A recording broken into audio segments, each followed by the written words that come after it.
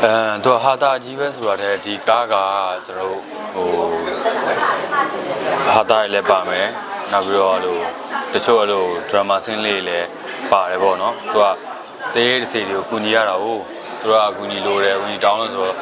့အကူညီတဲ့ပုံမှာတချို့အလွဲလေးတွေဖြစ်သွားလေးတွေရှိတယ်တချို့တနာစရာလေးတွေပေါ့နော်လိုအမျိုးပါပဲရသဆောင်ကားပါခင်ဗျာအဲ့လိုပြောလားအတရားတယောက်ကဟိုမျိုးမရှိပါဘူးပေးရပါကျွန်တော်ရိုက်ကြတဲ့ဟိုဗီဒီယိုကားတွေဆိုရင်တော့မနေဘူးလေဗီဒီယိုတွေအခုနောက်ပိုင်းမှာရုပ်ရှင်တွေများပါတယ်ဟုတ်အဲ့လိုမျိုးဆိုတော့တယောက်ထားလေးတယောက်ပြီးတော့သိနေပါတယ်ကျွန်တော်တို့ကဟုတ်ကိုယ်တော်ကောင်းလာပါသေးရဲ့နော်ဟိုကကျွန်တော်တို့ကရိုက်တာလဲဒါကြာပြီးတဲ့အမြတယောက်နဲ့တယောက်ကကျွန်တော်တယောက်ဘယ်လိုပုံစံလေးလိုချင်တယ်ဆိုတော့ကျွန်တော်တယောက်နဲ့တယောက်သိနေပြီနောက်ပြီးတော့တခုထိုးရိုက်လို့ရှိလို့ရှိရင်လည်းကိုကြီးဒါတော့ဆိုလို့ရှိရင်သူမျိုးကောင်းသိသွားပြီအဲ့လိုပေါ့ကတော့ကိုကြီးကလည်းသူဒါလေးလုပ်ချင်တယ်ဆိုလို့ရှိရင်လည်းဒါကျွန်တော်သိပါပြီအဲ့လိုအပေးယူလို့ဟုတ်ကဲ့ဟုတ်ပေးယူပေးပါရေလုံးရာဇယ်မှာလည်းညှိကြတာပ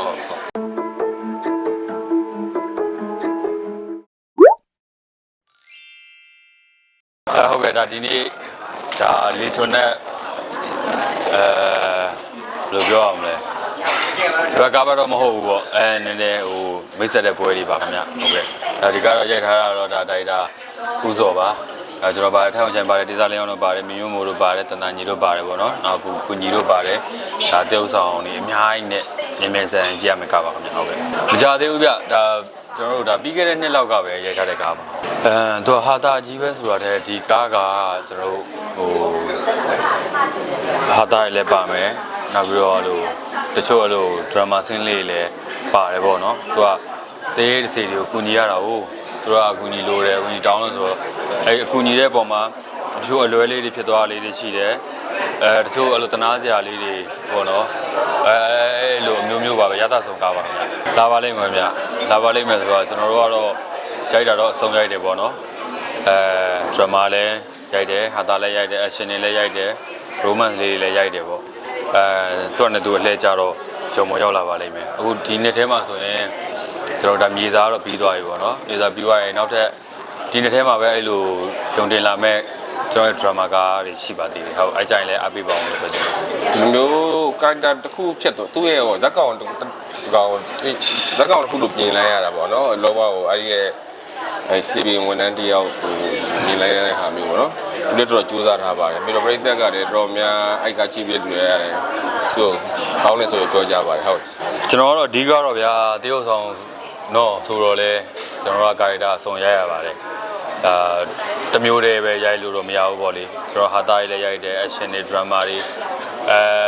ပုံစံမျိုးစုံဗျာကျွန်တော်ရိုက်တယ်ဒါပေမဲ့အဲ့လိုယုံတင်လာတဲ့အချိန်ကျရင်နည်းနည်းလေးအဲ့လိုကပ်ဖြစ်တာလေးတော့ရှိတာပေါ့အခုဆိုတော့တက်လာပါပြီကျွန်တော်ရိုက်ထားတဲ့ကားတွေဥပမာမြေသားတို့တက်သွားပြီနောက်လာမယ့်ဒရာမာတွေလည်းရှိပါသေးတယ်ဟုတ်ဟာတာဆိုလို့ရှိရင်လည်းဒါကျွန်တော်တို့ဇက်ဖက်ပြီးတော့တေချာကိုစိတ်ကြိုက်ဖြစ်တဲ့ဇက်လေးတွေပဲကျွန်တော်ရေးပြီးတော့ရိုက်တာပါခင်ဗျဟုတ်ကဲ့အဲ့လိုပြောလားအတရားတယောက်ကဟိုမျိုးမရှိပါဘူးပေးရပါကျွန်တော်ရိုက်ကြတဲ့ဟိုဗီဒီယိုကားတွေဆိုရင်တော့မနေဘူးလေဗီဒီယိုတွေအခုနောက်ပိုင်းမှာရုပ်ရှင်တွေများပါတယ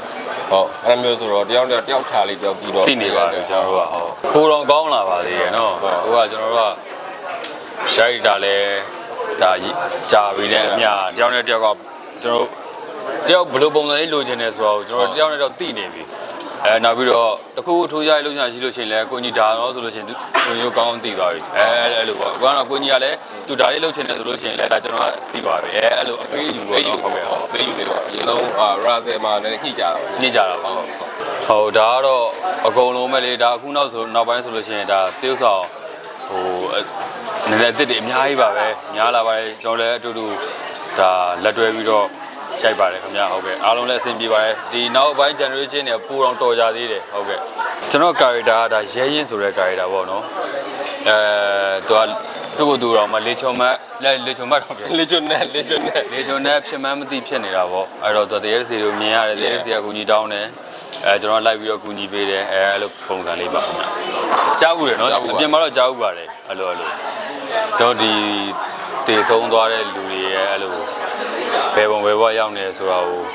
အဲ့လိုပြောပြပေးတဲ့သူတွေလည်းရှိရလေနော်အဲ့ဒီသဘောပါပဲနှစ်ခုလုံးပေါ့ကျွန်တော်ဒီလိုကာရီတာမသိပြီးတော့လည်းအဲ့လိုတေးမဆောင်ဘူးလေနောက်တစ်ခုကဇလန်လေးကလည်း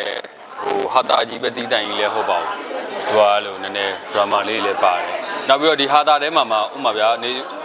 အဲ့လိုတေဆုံးမိသားဝင်းကျင်နေနဲ့ကျွန်တော်မြင်ရတယ်တွေ့ရတယ်ဆိုလို့ရှိရင်တော့မှတေဆုံးမိသားဝင်းကျင်နေထဲမှာအဲ့ရိုးတရားကြီးလည်းပါလာတာအဲ့လိုဇက်လေးတွေပေါ့ပြောရင်တော့ထိုင်းတရေပေါ့ဗျာထိုင်းတရေအဲ့ထိုင်းလူမျိုးကဒီမြန်မာမိန်းကလေးနဲ့ညားပြီးတော့မြန်မာပြည်မှာတည်သွားတဲ့တရေတွေနဲ့ပါကျွန်တော်တွေ့ရအဲ့လိုပုံစံမျိုးပေါ့ဟုတ်အဲ့ထိုင်းလူမျိုးတွေပါအောင်ပါထိုင်းလူမျိုးတော့မပါပါဘူးကိုကျန်ထိုင်းလူမျိုးဒါအတိုင်းစကားတွေနဲ့ရှုပ်ချက်တွေခတ်ပြီးတော့အဲ့လိုမျိုးတွေပေါ့အဲ့လိုရီရတယ်ဟုတ်ကိုကြီးရောဗာတရေလဲကျွန်တော်ကအရသမားတရေဟုတ်အရသမားတရေတည်တာတော့မှတရေဖြစ်နေကျွန်တော်တရေဖြစ်တာကိုသူပဲမြင်ရတာပေါ့နော်သူကမြင်ရတယ်အစွမ်းရှိတာပေါ့ဘာမှကျွန်တော်ကအရက်တောက်ချင်တော့သူရှိရရတဲ့နီးနဲ့အရက်ကိုတောက်တာတောက်ရင်းနဲ့မှကျေးဇူးရှိပါအဲ့ကျေးဇူးကိုကျွန်တော်အခုညီတစ်ခုနဲ့ပြန်ဆက်တော့ကျွန်တော်လည်းအပြန်လည်လေးပေါ့အဲ့လိုအဒီဟာလေးကို character လေးလောက်တာကျွန်တော်အရန်တော့ဒီကားမှာဟိုမျိုးကြီးစင်းလေးမရပါဘူးကျွန်တော်5စင်းလောက်ပဲပါပါတယ်ဟုတ်ကဲ့ဒီကတော့တိတ်ရလွယ်တော့မရှိပါဘူးဒါပေမဲ့ဒီကမမရဆိုလို့ရှိရင်တော့အဲ့ကိုကျန်းနဲ့စင်းနေပါပဲနောက်ပြီးတော့ကျွန်တော်ကလေးတရေလေးကိုသူ့ကြွားကိုပြန်လိုက်ဖို့ပေးရစင်းနေဆိုလို့ရှိရင်ဒါကျွန်တော်တို့ချောင်းထဲမှာလို့ဖောင်နေနေပေါ့နော်အဲ့လိုရိုက်ခဲ့ကြတာပါဟုတ်ကဲ့ခွာမှုကတော့တိတ်တော့ထူးထူးတော့မရှိပါဘူးဒီကတော့ဒီဇက်ရဲ့လိုအပ်ချက်အတိုင်းကျွန်တော်တို့ကအကောင်းဆုံးပြင်ဆင်ပြီးတော့တရုပ်ဆောင်ရတာပါပဲခင်ဗျာဟုတ်ကဲ့အကုန်လုံးကတော့အားနေချက်ကတော့ရှိရတာကြီးပါပဲဟုတ်ကဲ့ဒါပေမဲ့ကျွန်တော်ကတော့တရုပ်ဆောင်ဖြစ်လာကြတဲ့ကလည်းဒီ drama ဇက်တွေနဲ့ပဲတရုပ်ဆောင်ဖြစ်လာတာဆိုတော့ကျွန်တော်တို့ drama ပို့ပြီးအားတတ်ပါတယ်ဟုတ်ကဲ့အဓိကတော့ကျွန်တော်တို့အလှလေးလုပ်ကြမယ်ပေါ့လုပ်ကြမယ်ဆိုတော့ဒါကျွန်တော်တိတ်ပြီးတော့ထွေထူးထူးကြီးတော့မှဟိုမဖြစ်ပါဘူးဒါကျွန်တော်တွားလှူရဲဆိုလို့ရှိရင်ဒါကျွန်တော်တို့ ਨੇ ဒါခင်ဗျာဒါညီကိုတွေမိသားစုတွေအကုန်လုံးပဲနီးစက်ရလေးပဲပေါ့နော်တပိုင်းတစ်နိုင်လေးပဲကျွန်တော်စုပြီးတော့တွားတယ်နောက်ပြီးတော့ပြန်ပြီးတော့လှူကြတော့မယ်ဆိုတော့လည်းနေရာလေးစုံစမ်းတဲ့အချိန်မှာဒါကြောက်စရာဒါတကယ်ဟိုလိုအပ်နေတဲ့တဲမှာပါတယ်ပေါ့နော်အဲ့ဒါနဲ့ပဲချိန်ပြီးတော့တော့ကိုကြီးနော်ကျွန်တော်ကလည်းဟိုမှာကြောက်ဆက်မှာလည်းအတိမိတ်ဆွေတကယ်လုံနေ price ကလုံနေတဲ့ဖွဲ့တွေရှိတော့သူတို့ ਨੇ ဟိုချိတ်ဆက်ပြီးတော့တကယ်လိုအပ်တဲ့နေရာတွေကိုသူတို့အဲ့မှာစင်းနေလိုက်ကောက်ပြီးတော့မှကိုမြတ်တကြံလေးမှသူလွှားကျင်နေဆိုတော့ကျွန်တော်တို့အကုန်လုံးမိသားစုတွေပါပဲမိသားစုတွေသွားထူထမ်းကြတာပါဟုတ်ကျွန်တော်တို့တရက်ပါပဲနော်တရက်ထူပြီးတာနဲ့တရက်တော့ကျွန်တော်တို့တန်းပြန်လာပါပဲခင်ဗျဟုတ်ကဲ့ကျွန်တော်တို့သွားလို့တဲ့အချိန်ကျတော့ပြန်လဲထူထောင်ရေးကာလတော့မဖြစ်သွားပြီလေနော်အဲ့လိုဆိုတော့အဓိကလိုအပ်ချက်ကဘာဖြစ်မလဲဆိုတော့ပတ်စံပဲဥမာဟိုဘယ်ရမစိုးစားဖို့တောက်ဖို့ကြတော့ထူတဲ့လူကများတယ်အဲ့တော့ကျွန်တော်သွားထူတာကြတော့ကျွန်တော်တို့တအိမ်အောင်ဒါအသိန်းနဲ့ကျွန်တော်အိမ်အောင်300လူတန်းခဲ့တာပါခင်ဗျဟုတ်ကဲ့ပြီးတော့အဲ့မှာရှိတဲ့အကိုတယောက်ကကိုမင်းသိန်းကအဲ့မှာကျွန်တော်ဆန်စီဟိုပါပေါ့ချက်ဥတို့ဒီဂါတိတာတို့ဒီအစားအသောက်ခောက်ဆွဲကြောက်တို့အဲ့ဒါလေးတွေသူတို့ပေါင်းပြီးကျွန်တော်တို့ဒီအလှလေးပို့ပြီးတော့မြိုင်သွားတာပေါ့အဲ့လိုလေးပေါ့ကျွန်တော်တို့ရုပ်တရက်မြင်ရတဲ့အချိန်ကြောက်လဲအားလုံးကဝမ်းသာကြတာပေါ့လေနော်ဒါပေမဲ့တကယ်တမ်းအလှဟိုဖြစ်တဲ့အချိန်ကြောက်တော့ဟိုလိုပြောရမလဲနော်လိုဒါစိတ်မကောင်းဖြစ်နေတဲ့လူတွေအများကြီးကျွန်တော်တို့အဲ့လိုမြင်ခဲ့ရတာပေါ့ကျွန်တော်လည်းစိတ်မကောင်းပါဘူးဒါငလင်တန်းခံရတဲ့ပြည်သူတွေအားလုံးနဲ့ပေါ့နော်အသက်ဝိဉ္စီစဉ်ဆုံချုံသွားတဲ့သူတွေအားလုံးနဲ့ကျွန်တော်တို့ထပ်ထပ်များခံစားရပါတယ်လို့ပြောချင်ပါတယ်ခင်ဗျာဟိုအဓိကတော့ဒါဖြစ်ပြီးတာလည်းဖြစ်ပြီးသွားပြီပေါ့နော်အဲ့ဒီပုံမှာပြန်ပြီးတော့အကောင်းဆုံး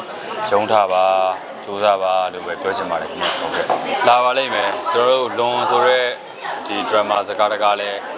ဒါမကြခင်တင်တော့မယ်ပေါ့နော်ဟုတ်ကဲ့အဲ့ချိန်ကျရင်လည်းအားပေးကြပါအောင်လို့ကျွန်တော်ပြောချင်ပါတယ်ခင်ဗျာဇလန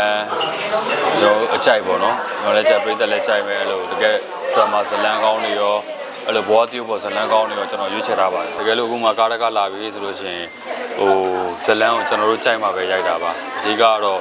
ဟိုဟုတ်ပါတယ်အားနာပါတယ်ဒါပေမဲ့လည်းဟိုအလုပ်ဖြစ်နေတော့လဲအားနာလို့ကလည်းမရဘူးပေါ့နော်ကျွန်တော်ဒီမရိုက်ချင်မှလည်းလက်ခံနိုင်တဲ့ဇာကားတကားဆိုလို့ရှိရင်ကျွန်တော်အများကြီးလုံဝဲခွင့်မှာအခက်အခဲဖြစ်တယ်နောက်အဲ့ဒါအကြောင်းပါအဲ့ဒါကြောင့်ကျွန်တော်စိတ်ကြိုက်ဖြစ်တဲ့ဇက်တွေပဲကျွန်တော်လက်ခံပါတယ်ဟုတ်ကဲ့ဒါနောက်တစ်ပတ်လောက်ဆိုရင်ဒါမြန်မာတိုင်းနိုင်ငံလုံးမှာရှိတဲ့ရုံတွေမှာရုံတင်ပြသတော့မှာဖြစ်ပါတယ်လာရောက်အားပေးပါအောင်လို့ကျွန်တော်ဒီနေ့အားလေးဖိတ်ခေါ်ပါတယ်ခင်ဗျာဒီလိုဟုတ်ကဲ့ပါကျွန်တော်တို့ဒီမှာနောက်တစ်ပတ်ဆိုရင်ရုံတင်တော့မှာဖြစ်တဲ့အတွက်ကြောင့်လေချုံနဲ့ကိုလာရောက်ကြည့်ရှုအားပေးဖို့ဖိတ်ခေါ်ကြပါတယ်အားလုံးကျေးဇူးများတင်ပါတယ်ခင်ဗျာဟုတ်ကဲ့